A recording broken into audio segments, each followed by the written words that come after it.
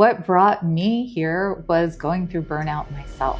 I started working in different companies after college. I graduated with a fashion merchandising degree. And at some point I was recruited by Dior, which was a lifelong dream. I started to realize that I was giving my whole life over to this world, and I didn't have room anymore for a personal life, for family, for friends. And what is the first question people ask when you meet them? What do you do? Right. And so we put that on each other. Your identity comes from what you do and not who you are and what you bring to the world. So I ended up burning out. As can happen, the universe swooped in and interceded because I did not know how to create that separation for myself. Things can happen to us, not just burnout where we collapse or something internally happens. The universe puts something at you that you have to stop. My phone wasn't blowing up 24/7. I wasn't constantly fielding texts and calls and emails, and I could actually think and start to hear my intuitive voice again. And that's when the threads started pulling and everything started to unravel. And that week was when I decided to quit my job and leave corporate. When you start really authentically saying who you are, it ripples through everything. And I got a call from Prada. So welcome back to the Sageful Living podcast. So excited to be here today. Today I'm joined by Toni Napolitano. Toni is a former luxury fashion executive. She's turned into an intuitive coach, a reader, and a guide. She helps women navigate from burnout and transition to reinvention. And there's so many other little tidbits of things that she's bringing. We just did a reading for the last hour, so I'm really lit up with information that came out with who I am and where I am at in my life. So thank you, Toni. Thank you for being here. My absolute pleasure. Thank you for having me. You're welcome. Let's dig in. So from burnout to transformation, tell us what brought you on your path and how you went from being this executive to where you are today. So what brought me here was going through burnout myself. I really felt very blessed in my life to be called into connected to creativity early on. I was drawn to the world of fashion. I studied fashion in college. I remember learning about Christian Dior and being enthralled with his story of the new look and bringing this whole new era of fashion into being. I started working in different companies after college. I graduated with a fashion merchandising degree. And at some point I was recruited by Dior, which was a lifelong dream. So I could not have been more excited to step into this beautiful, glamorous world. It felt like the culmination of everything I was working for. In many ways, it was very exciting and I had incredible experiences. I got to go to Paris to do training. I got to see fashion shows. I had clothing allowance, meet designers, all these beautiful things. After the honeymoon phase, if you will, wore off, I started to realize that I was giving my whole life over to this world. And I didn't have room anymore for a personal life, for family, for friends. I was just working more and more and more. And the better I did, the more was expected of me. And there was just no balance. So I ended up burning out. And what that looked like for me was I ended up in a neck brace. As can happen, the universe swooped in and interceded because I did not know how to create that separation for myself. So I got sidelined by this injury, and the culture I was in was so challenging, and I was so conditioned in it for so long that when I was laid out injured, not able to even put my hand over my head to brush my hair, I had a very high up person call me and ask me to get on a flight for a corporate visit. And I actually thought about doing it. No thought for, oh, you're injured, you can't even move. It was business. It was the panic set in of like, oh my gosh, I have to figure out a way to be there. And my doctor said, absolutely not. And then also HR at the time stepped in and said, absolutely not. We can't have you doing that. They shouldn't have even asked you that. But I was in that mindset where I thought I needed to show up and be there because that was my whole world. I realized that was my whole identity. So that pause, which I now consider a sacred pause, I was out of work for a month, became the window for my transformation and my starting to undo all of those patterns of overwork, of putting my self-valuation on being part of this company and part of this glamorous world, of thinking that my full worth was in what I could produce, instead of who I was. I think that is very common, is we put work as our identity of who we are. Yeah. And for me, there were many years where I didn't really have such a corporate career, and I felt so insecure about myself because who was I? And what is the first question people ask when you meet them? What do you do? Right. And so we put that on each other, that you should be identified, that your identity comes from what you do and not who you are and what you bring to the world. So things can happen to us, not just burnout where we collapse or something internally happens. The universe puts something at you that you have to stop. So for you, it was a neck injury where you still wanted to continue. I tried. Because you felt you had to, right? Your conditioning was like, no, I have to show up. This is who I am. And then no, the universe said, no. We're going to take a month where you're going to have to sit with where you're at to find out who you are. For the first time in a long time, my phone wasn't blowing up 24/7. I wasn't constantly fielding texts and calls and emails, and I could actually think and start to hear my intuitive voice again. And where that led me, which is wild, is I got drawn back to my roommate from college that I hadn't spoken to in years and years. And I was laying there bored on the couch. I couldn't even watch TV because I couldn't turn my head to the side in the stupid neck brace. This was before the podcast world? Yes, exactly. This was 2015. Mm-hmm. So I Googled her and found her on Facebook, and we connected. She was living in Dubai. She was so happy to hear from me. And she sent me immediately this link to a retreat that she was going on. This was September. She said, in a month, I'm doing this 1-week retreat in Venice. Come meet me. It's meeting in the middle for both of us. Come to Venice for a week. And I was reading, and my first thought was like, I can't do that. I have to go back to work. Right, of course. And I started scrolling through all the information. It was this retreat called Creative Rehab that was reconnect to your creativity, childlike play again, find that joyful part of you. A week in Venice, Italy. I mean, what's not to love, right? So I said, okay, I'm finding a way. I'm going to do it. Sign me up. I put in the PTO time while I was out on the leave. It got approved. I signed up for the retreat, and that was it. I was going to Venice. And that was when I started doing the inner work around core beliefs. Why am I having these overworking behaviors? Why do I think that I need to be tied to this entity to prove my valuation and solidify my identity? And that's when the threads started pulling and everything started to unravel. And that week was when I decided to quit my job and leave corporate. Big move. Huge shift. Wow. Now, do you recommend that to people right now? I do not. Listen, it is so beautiful. I love that you said you saw the retreat and you were like, your first reaction is no. Always. Our first reaction is no, because that is fear setting in. But that was put there for a reason. I had the same thing where it was this Kundalini yoga retreat to India, and I said, no. Oh, I can't go because of this, that, and this. And then a day or two later, it was, no, I have to go on this retreat. And I 100%. Knew the job I was in was going to end because of the fact that I was going to go on that retreat. But I knew I had to go on that retreat. And I wouldn't have this house and be where I am had I not listened. So it's that call, people. It's that knowing something is off. For Toni, it was an injury. She was immobile. She wasn't working. And then here's this opportunity divinely brought together from the friend you haven't talked to in forever, who then invites you on it. And you start to, I love that, pull that thread to unravel.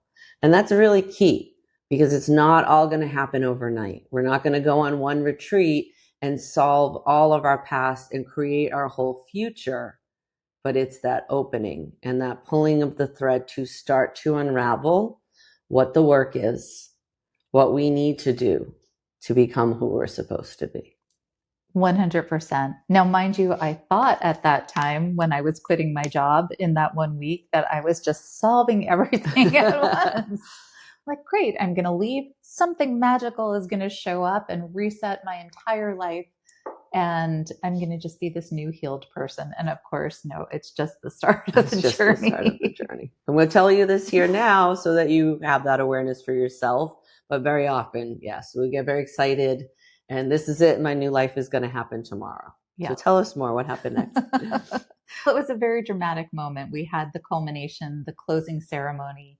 And you had to, after doing all the work and digging up all the things and having the emotional breakdowns, you had to write something on a piece of paper and throw it into the fire of what you were going to release. And we all went one by one to the center of the room and we would release and throw it in and everyone would cheer. And I went up and said, I'm quitting my job. And the room went wild. Yay. And I felt so supportive. And I got back, I put in my notice.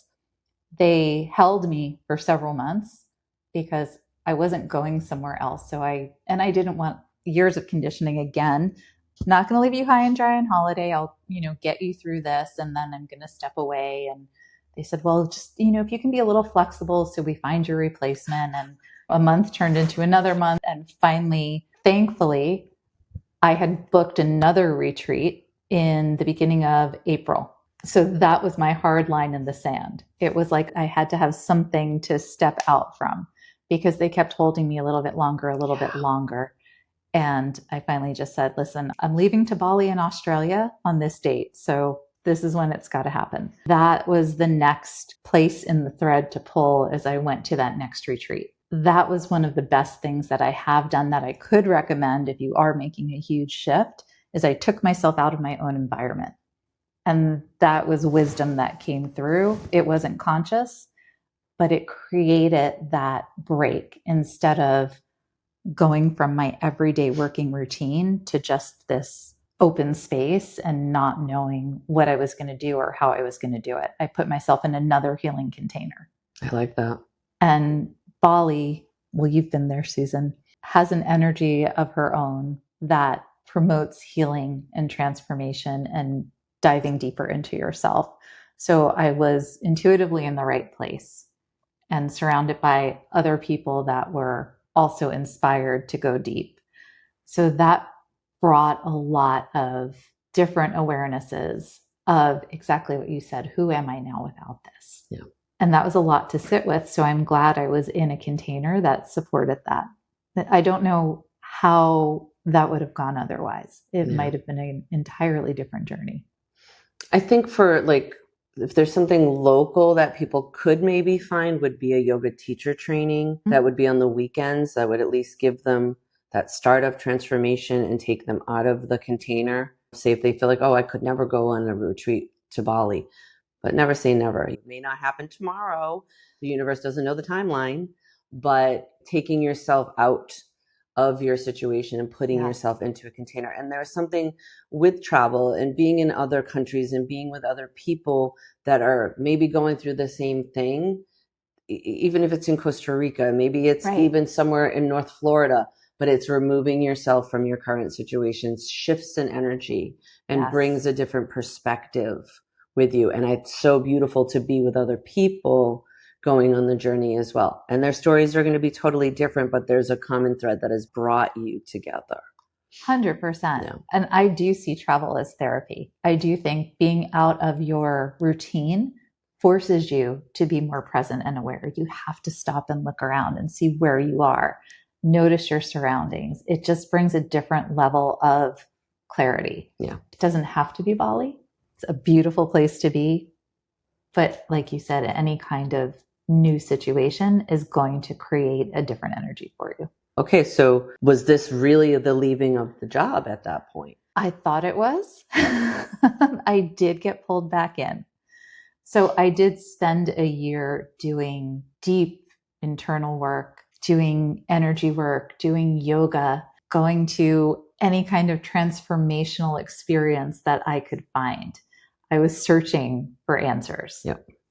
And one of those searches led me to finding my coach.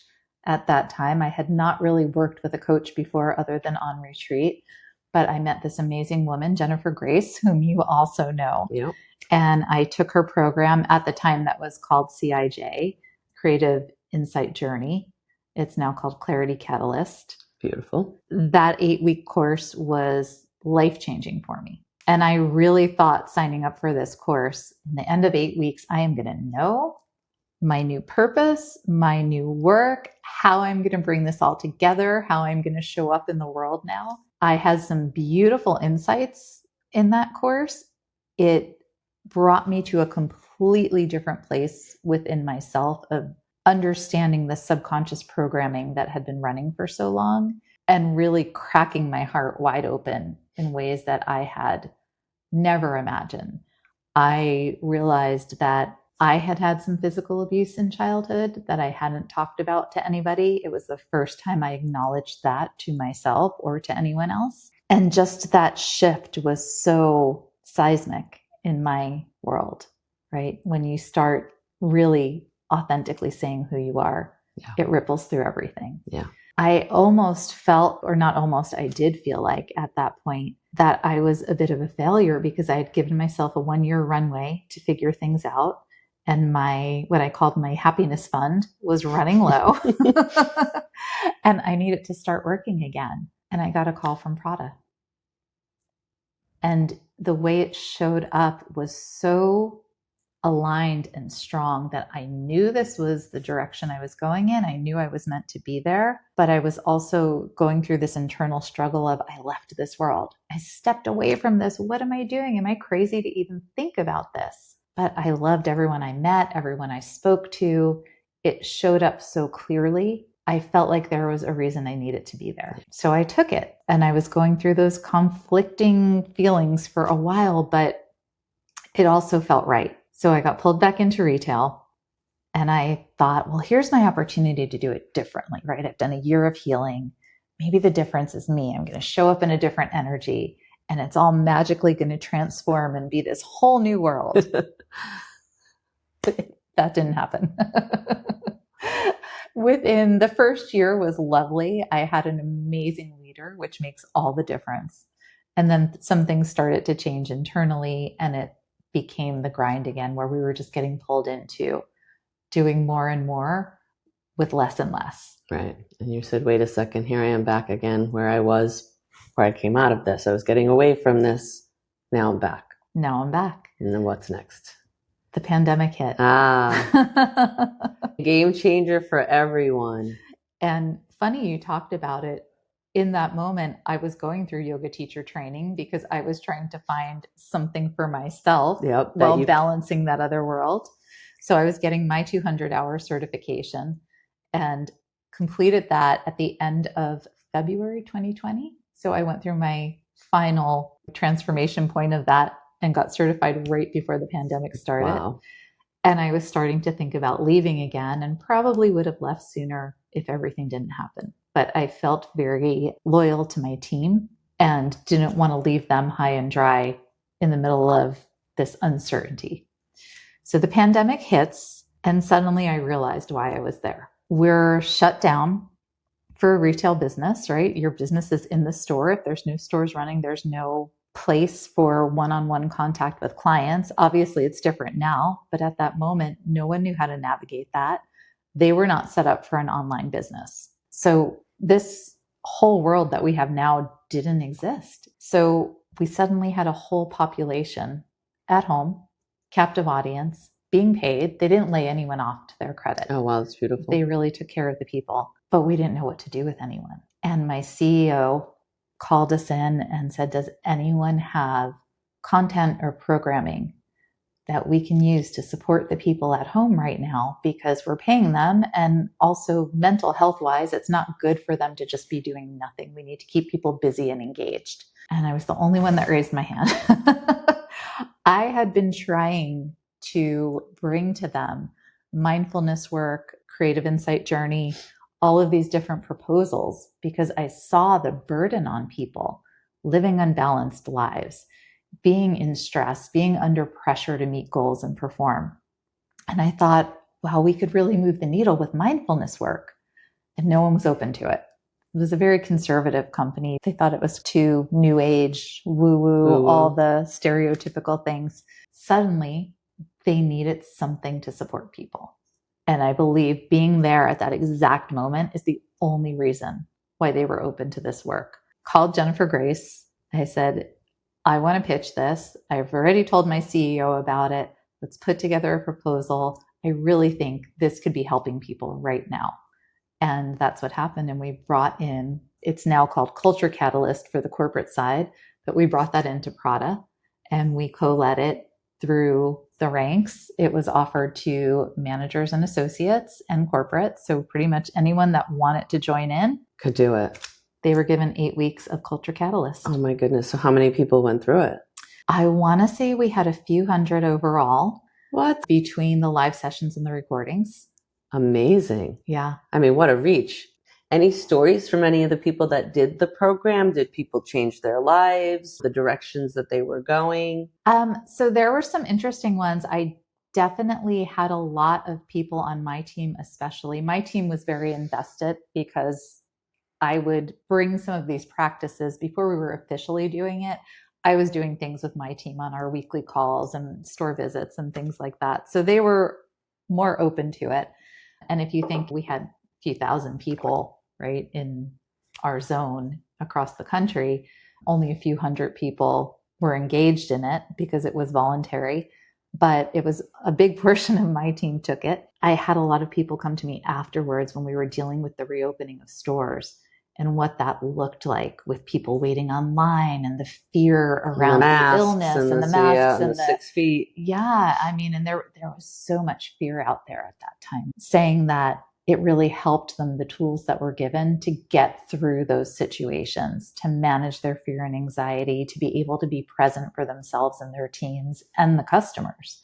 Wow. Because the clients at that time also, you have people that are just looking to get out, have some form of human contact. They were able to hold space in a different way and really manage through those challenges. Is this program still available for corporate or Absolutely. for people? I work with Jen and I've been certified to be a trainer in both personal and corporate scenarios. Amazing. Yeah. Wow. And it's powerful work. You stayed at Prada through COVID, brought this in. Mm-hmm. Now it's interesting. A lot of the times when we're in this work and we're on the path to freedom or the path of transforming and unraveling our limiting beliefs and patterns and things we're holding on to, the universe will throw something at you, like Always. The perfect job.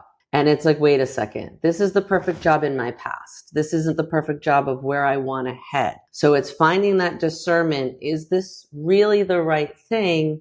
Or is this just a distraction to make me think it's the right thing, but I need to go further? So it's really beautiful that you knew there was a reason that was the right thing to come back in your life. It wasn't just you falling back into the past and repeating the patterns because you weren't the same person anymore, but you knew that there was a reason and it presented itself for this opportunity. Beautifully. Because if you had said no to that job, who knows, in COVID, you would have been unemployed and sitting there by yourself. And now it was, you were able to take what you had learned and what had really helped transform you and share it with a wider audience. It was the biggest blessing. It truly was.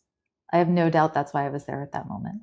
Beautiful. So then one was that next transition out of fashion from Prada to bring you into the business that you have now, where you're really helping those leaders get to this work and maybe save themselves before burnout. So after I stayed on a little bit longer as we were going through the reopening till things stabilized and normalized a bit. And then I did realize that it was going back into burnout again. And of course, once we started back to business as usual, they dropped the funding for the kind of mindfulness and supportive programs because it wasn't deemed necessary anymore. The crazy part is, though, at the same time that we were doing Culture Catalyst, I was also working with a company called Gleek based out of Dubai that my former roommate, the one I went to Venice with, founded. And they do soft skills training. So we pilot it in my region soft skills, almost like a Duolingo type of situation where they do a 10-minute training every morning on the phone. Okay. So it was pushed through all their work phones, and they were doing soft skills training, and they were also mapping our progress while we were doing these two things. So we had a benchmark to see. And my region being the test group, I was able to quantify the difference that was made doing soft skills and mindfulness training for this 90-day window. Can you explain a little bit what you mean about soft skills, or give an example to our Yes. audience what that look like? So human skills such as cooperation, empathy, understanding, the things that you can't necessarily train people in. It's innate. You can help them to expand it. You can bring awareness, but someone usually has these things or they don't. It's something that you could not write an operations manual for, basically. It's human skills. Yeah. So when we were rolling this out and tracking, I was able to see not only the increase in employee satisfaction in my region, but that we had a 32% uptick from the rest of North America, which is pretty impressive. Uptick in sales, productivity, and sales. So these were sales associates on the ground or in the stores. Yeah, boots on the ground. And so in your region, they were getting every morning 10-minute little thing to do to help them with their soft skills, which are things really important when you're working with the public. And then they would go into work, not realizing what they learned or what they were exposed to in that 10 minutes was affecting their productivity. Correct. And you were able to track that because here's your region had 32% higher than the rest that was not having the opportunity to have this 10-minute little phone thing. Correct. Wow. And it was the overlap of the soft skills with culture catalyst at the same time. So we're teaching human skills and we're teaching mindfulness hand in hand. The results were incredible. Wow. So now, was corporate listening, or is this really for your personal knowing? For my personal knowing. Yeah. So coming off of a 3-month closure of all the stores, we were closed for 3 months. Who knew at the beginning? But looking at that coming back, I remember talking to my team and saying, okay, but what if we can still make our goal for the year? For the year. And everyone going, that's impossible. So it's impossible. We lost 3 months. No. But what if it's not? Let's just put that out there. What if it's not? I did some training with them about the hero's journey and, slaying the dragon, and the cave that you fear holds the treasure that you seek. Like, let's go into our fears about it. Let's face them and let's just see what's possible. Maybe we can do it. We were the only region that picked up those 3 months. And when compared to our full 12 months last year, after only being open for 9 months of business, we were up 12%. Wow. I'm speechless. We did 12% higher in 9 months of business than we did in the whole full year the year before. Wow. And it was mindset. It was mindset. It wasn't like you were like giving them, these are the inside trader of how to get the clients and how to sell a bag or clothes. This was intentional mindset in the employees, and it changed productivity. This is amazing. You must want to bring this to every corporation. I would love to. Yeah. It's amazing how many still don't realize or acknowledge the ROI that is present in doing this work and supporting your people and giving them these tools. Yeah. Unfortunately, especially in the US, we don't support the people, and it's a push.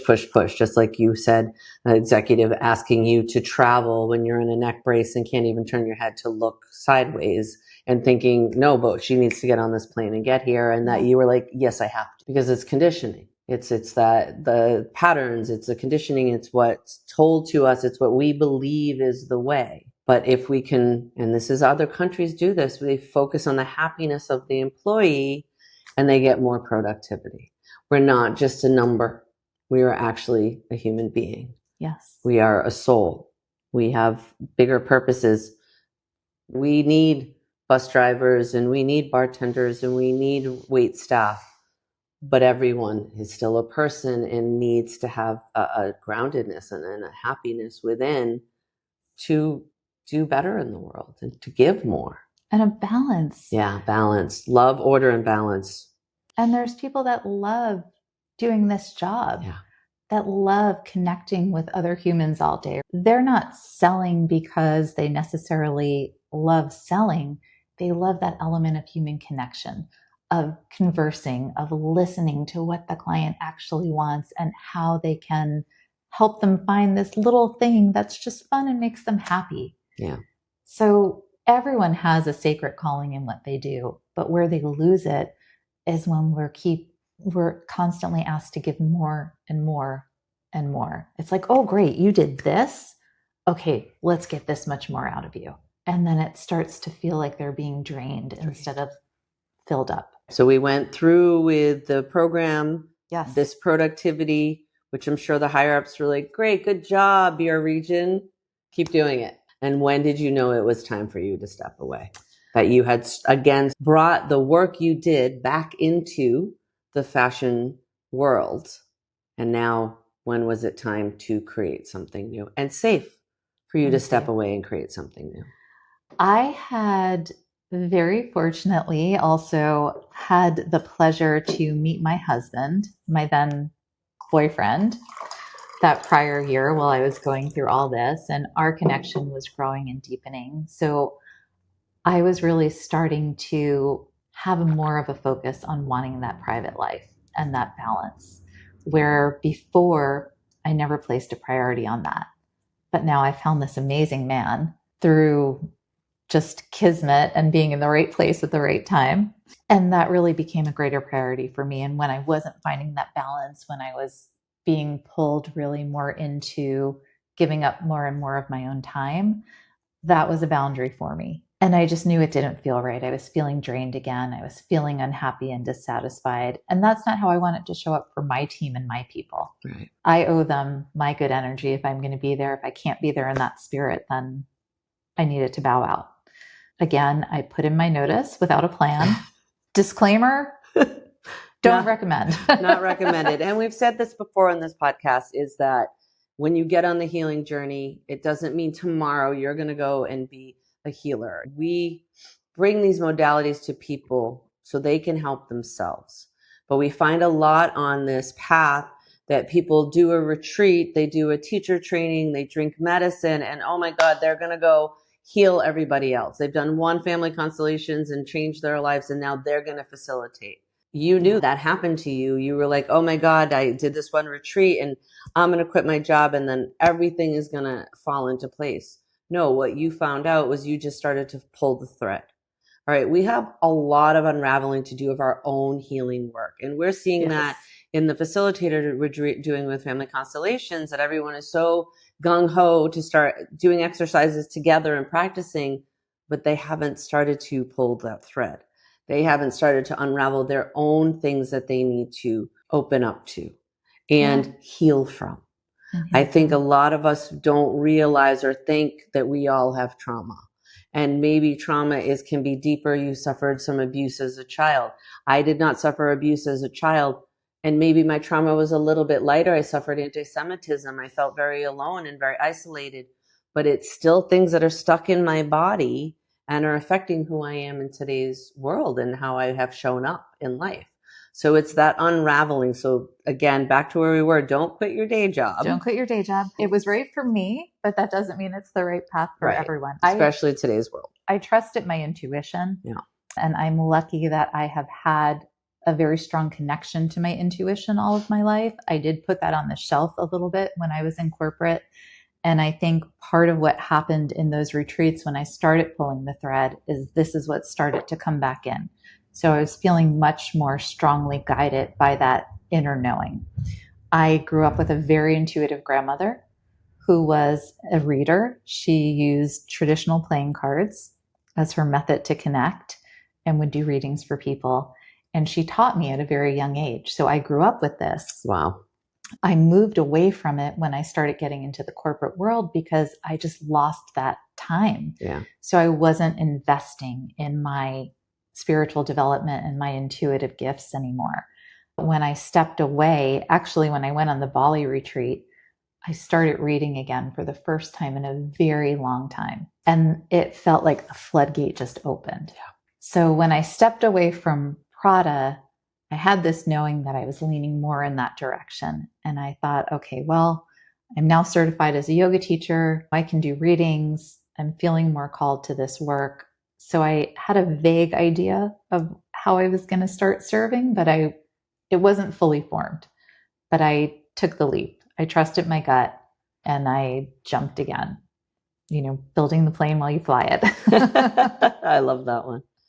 So I really just took some time and started working with clients, connections that I had had for years that I had done readings for ages ago in the past. I kind of reached out and said, I'm now doing this professionally. I'm moving into this kind of work.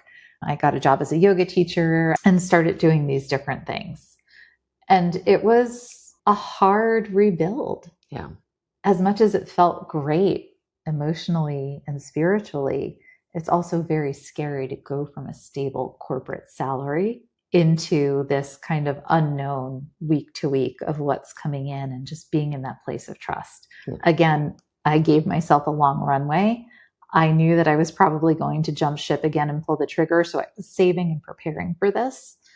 So I had that cushion to work with. And then I think being with my husband, who had come in at that time, also gave me courage to feel like I wasn't doing it alone this time. Yeah. And that was supportive. When you find your life partner, and it took me a long time, I had given up that I was ever going to find my true love. I had had deep relationships, but I was like, oh, that thing that they talk about, I don't know if that's really out there. Maybe it doesn't really happen for everyone, or people just settle, or I'm fine to date someone and have fun. But then when I met him, everything changed. I just knew. Yeah. So having that counterbalance and that person to bounce ideas off of and talk things through with, and that additional level of support also helped. It was the timing of everything coming together at once. And that was the start. And I just kind of resigned myself, not unhappily, but that it was going to be a slow build. And I had to be okay with that. And I had to be in trust. I think that in the spiritual world and in the work and career of the spiritual world, we're in it for the long game. We really are. I have a friend that is ayahuasquero, and he's been on the podcast, and there are things he has told me that will happen in like 20 years. Yeah. But we have to know that we're in it for the long game. And I love that. You went from the corporate, which I'm sure people in your world must have been like, oh, Toni's now a yoga teacher. She was this executive at all these high-end brands, and now she's a yoga teacher. And I'm sure you were happier than you were with the travel and the fashion and everything, because all that's external. And now you're doing something building from the inside. Yes. And I had amazing experiences. I don't regret any of them. I believe that everything we do on our path brings us a step further. And the kind of long game is figuring out how all those puzzle pieces fit together. But I did have some shame in the beginning, or feeling embarrassed to tell people what I was doing, coming from like, well, she's, like you said, she's a director. She's got an MBA. What's she doing? She's doing card readings and teaching yoga. Has she lost her mind? But the crazy part is most people I spoke to, when I told them what I was doing and how I was living, were envious. As I say, they were envious. Yeah, for sure. Wow. You're living your truth. Yeah. Like, that sounds amazing. Yeah. And then I started leading retreats, doing different workshops and seminars, and just slowly building how I was sharing my gifts and my knowledge in the ways that came through naturally and were called. My first international retreat that I led in Costa Rica at a beautiful property called Imaloa was for people that were experiencing burnout. And were they executives? Were they mostly women? It was mixture all of women. Both? All women. Okay. It was all women. Across a wide variety of employment genres. Mm-hmm. So I had someone that was working in the fashion industry. I had someone that was doing child psychology. One woman was a pilot.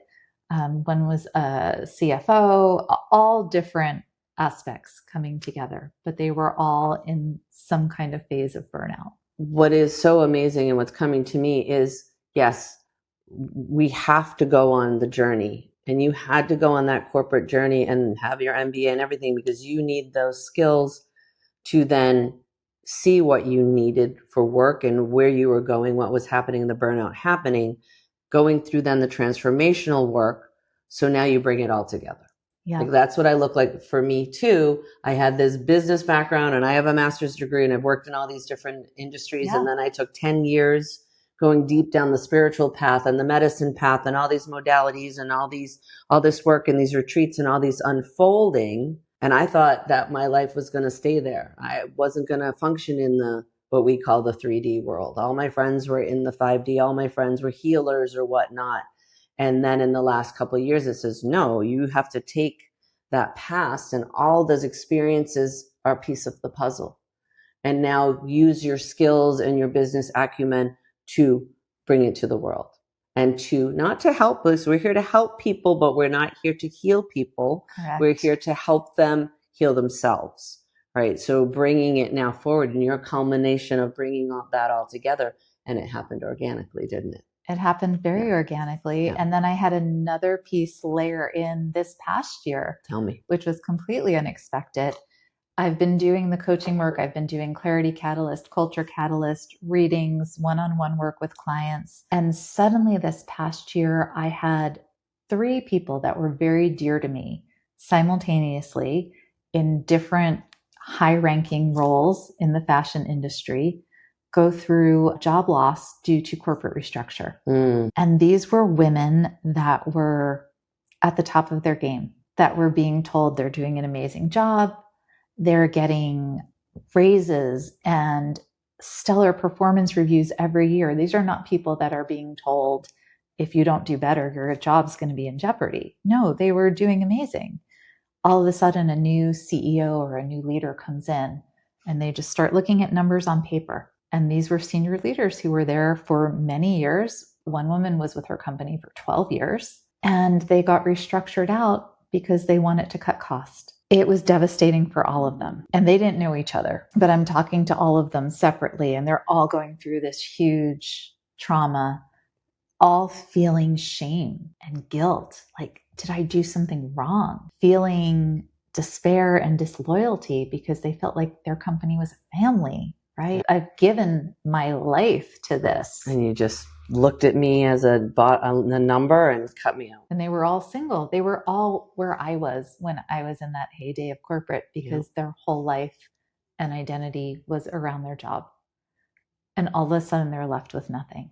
And it's a lot to process. So my heart was aching for all of them. And I thought, let me bring them all together and see how I can bring in my tools to help them and connect them to each other because community is powerful and they're having a hard time to process for them. But if they see it also happened to this other person that they admire, it's going to feel a little better. Like it's not just me. So I threw it out there to all of them. I said, I'd love to introduce you. I'd love to just help you however I can with whatever tools I have. And let's jump on some calls and see how we can all support each other. And they all went, great. We set a date for the call. In between the time we set the date and the first call, it went from 3 people to 8 people. Wow. Because everyone reached out and said, this just happened to my other friend. Can I ask her to join? Wow. Can I bring in this other person? So suddenly I had 8 people on a call. Talk about building the plane as you fly it. I was like every week letting the information come in to how I could support them, how I could build on the next based on what came out each week that they were all dealing with. And it turned into a 12-week program. The group became a pilot for envisioning the future, which takes people through job transition and reinvention. Amazing. And it was all organic. And it was literally going through their feelings, their emotion, their processing, taking them through the burnout journey because most of them didn't even realize they were burnt out, which is wild. But when we started going through the different symptoms and issues, they were all like, oh my gosh, that's me. And through that unraveling process, creating the community, giving them tools, giving them reflection time. On the other end of it, this ended in October. They're all doing amazing now, by the way. A few have completely left the industry and are thriving in new and different industries. A couple are going back in a different capacity and kind of taking more control of their own journey instead of letting it be dictated to them and really interviewing with companies, making sure that they're discerning as to who am I working with? And is this the kind of environment I want to bring my skill set to? So it's been a huge shift, understanding that this was all divinely guided and that they were wasting away on autopilot in what they are doing. And now they're back in creativity, engagement, joy, happiness, connection to their friends and family and relationships, being there for their kids again. All of these things that are filling them up in so many different ways that they were disconnected from. Wow. That's amazing. I love that your path has been divinely led, and I want people to hear that, because when we start being awake and aware is where things start to flow and start to happen. But we have to trust and we have to believe. I'm not saying you have to believe in a higher power, and we use the word divine and whatnot, but there's something, an energy that can shift. Yes. And start moving things for you. So you began to listen to that voice, to that energy, and it just has happened. And it's beautiful that you are there to help these women come to their next phase of where they're at. And some of them, I'm sure, have gone in relationships, right? It's like they didn't have the space for it because they were married to the job. It's been so fulfilling to see the transformations and the transitions. One of them just came to visit me recently, and she shifted from luxury retail leadership to being in luxury media. So a new partner that she had worked with in a different capacity tapped into her, and she has so much free time. She's there for her kids now. She was always on the road before. Beautiful. She's reconnecting with her husband in a different way, because they were always just like tag teaming with the kids before and not really having a lot of time together. So there's so many beautiful shifts that have happened. And she said she never would have imagined this different path, but we took the time to unpack that. What happens is we get on a hamster wheel and we don't even stop and think. I started doing this career, I don't know, maybe 20 years ago. Am I still climbing the right ladder, or is my ladder up against the right wall? Oh, wow. I love that. And I always looked at it as like I switched ladders. Yeah. So I was never getting up. And I spent years of insecurity of my friends are managers and vice presidents, and I'm still admin, or I'm still this, or I'm not that. And when I was able to let that go and understand everything that I did was to create and bring me to where I am today. Absolutely. I laugh because there's skills I have in those admin worlds that I'm the person that needs to be doing that in the team that I'm on. And I'm so grateful that I have the skills because it's easy for me. Instead of being like, oh, I got stuck in that, it was like, look at how this is playing in now. So remember that too. Everything you've done is a part of your journey, good or bad. Every relationship, every job, every tear, everything traumatic is a part of this journey. We're here for a lifetime. We're in this body for a whole lifetime. And every bit of it looks different. It's a puzzle and it's a path. So beautiful. Anything else we want to add in? I know you have some different things you're doing now that you want to talk about a little bit of that, because what I love as well is it doesn't have to be get to the burnout to find someone like Toni. Get close to the burnout so maybe you can save yourself and start transforming and start creating awarenesses before you get to that point. 100%. Yes. Don't wait to burn out. Yeah. There's support available beforehand. I think that's another great thing that's come out of the pandemic is we realize how much support is actually out there where people maybe weren't asking for help as much before. Mm-hmm. So I do have several programs. You experienced an intuitive reading earlier today. Yes. And that's something from my grandmother that I carry through my lineage that I'm so grateful for. I love connecting and doing those readings, and it's a great place to start for people that are looking for a little bit of clarity and maybe some answers if they feel a bit stuck. So I do intuitive sessions. I do one-on-one. I call it couture coaching. A nod to my fashion roots, but I build the programs for each person individually because every need is different.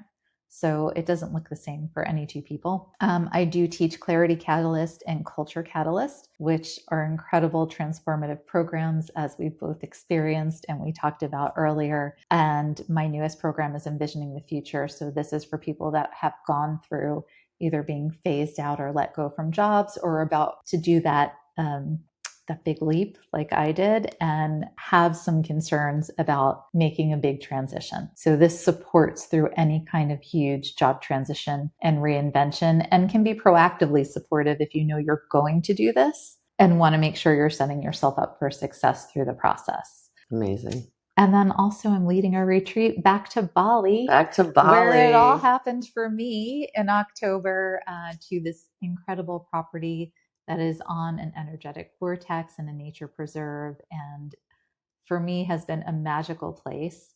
A small side story about that, because this just happened last week, which kind of puts the bow on it for me. We say everything is divinely interwoven, right? There are no mistakes. There's no just random synchronicities. My first trip to Bali on that retreat, one of the girls on the retreat was from a very small town in Utah, and she and I connected.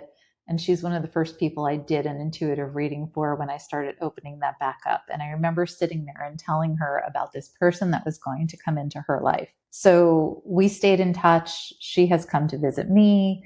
We've gone on different events together. Fast forward to 2019 when 2020, I started dating my husband, and she had sent me her wedding invitation from this man that she met. And he's looking at the invitation on my counter and just playing with it because it's a large envelope, very ornate, and he flips it over and he looks at the address and says, "Who do you know in Ogden, Utah?" Which is this just little ski town about an hour outside of Salt Lake. And I'm telling him my dear friend Candace that I met in Bali is there. Well, wouldn't you know, that's where his ex-wife and his 3 daughters were. Stop. Yeah. So now you're going to a wedding and you're going to meet his children. Well, I met his children before the wedding, thankfully. But this dear friend of mine lives in a place that I now go to visit my stepdaughters a couple times a year. And now one of them had a baby. So we were there for our granddaughter's first birthday. And I invited Candace and her family. And we just had this moment of, she was at my granddaughter's first birthday with her husband and 2 kids who are 5 and 3. Right. And none of that existed when you all met in Bali. We met in 2016, 10 years earlier, and we just are looking at everything going, 2016 us could never have believed this. 2026 us would be this. Oh, beautiful. 2016 us had no idea, and look at how magical life is. I mean, I had to go halfway around the world to meet her, and the universe brought us back to this touch point. I love that. I love that. So, audience, a lot of us are on autopilot, right? But this is here to show you we don't have to be on autopilot. There is another way, and there's a bigger connection in life and in the universe. If you can believe this and tap into this, there's magic to happen. I feel like I could talk to you all day. We have so many stories we could get into. Any last words? Any last things that you want to add, to share, tell? The only thing we didn't talk about was the book. The book. So this is a big thing that's happening in the spirit world to help people become authors, is that a group of people will get together. There's one person that will lead it and help everyone to write a chapter in a book, and it gets you published. I'm being asked to do this as well. Yes. And it was wonderful to read your chapter, although of course I wanted more. I was like, wait, where are the details? And I was like, oh, that's right. She's just a chapter. So this isn't the whole book. I'm just getting the details. But it was wonderful for me too, because there are people in here that I knew. Which I love. It's a small world. Yep, it is a small world, but it's also, this is the path. You and I are bringing bot together. I mean, to talk about Jennifer Grace, I did both of her programs. I did them at the Standard here in Miami. Yes. It was such an amazing experience in so many levels, not just from the work, but the access to the Standard and the spa and the community that I met through that. And I'm so excited to go back and look at my notes from that as well. But this was the beginning for you, and I think you're working on another book as well. I am working on another book. I had a book that was channeled that woke me up in the middle of the night for months at 3 a.m. until I finally started writing everything down and let it come through. So that is in process. A lot of beautiful downloads. That's my kind of, I guess, love work right now, my passion project. I want the audience to hear these words. Channeling and downloads, right? And especially I want you to hear this from someone with an MBA and who was a corporate executive in high-end fashion for a long time, that this is normal and the world channel, it's coming through.